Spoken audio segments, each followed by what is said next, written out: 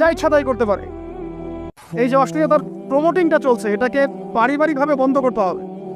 আল্লাহ তাকে আমাদেরকে বোঝার তৌফিক দান করবে। এগুলো যত বাড়বে সমাজে মহামারী আসবে, দেখে নিয়ে মহামারী আসবে, দুর্ভিক্ষ আসবে, সমাজে এমন সব রোগ ব্যাধির জন্ম হবে যেগুলো নামও শোনে নাই মানুষ কখনো, এবং সামনে ভূমিধস অপেক্ষা করছে, এগুলো আসবে।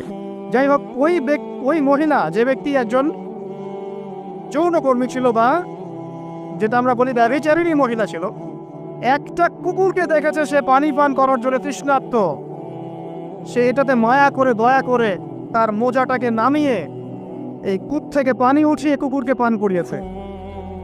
এই একটা কাজের বদৌলতে আল্লাহ রাব্বুল আলামিন এই ব্যভিচারী মহিলাকে মাফ করে জান্নাত দিয়ে দিয়েছে।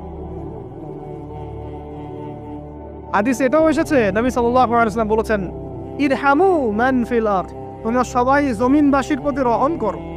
জমিনে মুসলিমই থাকতে হবে, তাদের প্রতি রহম করতে হবে এমন নয়, জমিনবাসী যারাই আছে সবার প্রতি রহম করো, জাতি ধর্ম বর্ণ নির্বিশেষে, এমনকি পশু পাখির প্রতিও দয়া করো। ইরহামু মান ফিল আরদ, জমিনে যারা আছে সবার প্রতি রহম করো। ইয়ারহামুকুম মান ফিস সামা, যিনি আসমানে আছেন তিনি তোমাদের প্রতি রহম করবেন ইনশাআল্লাহ।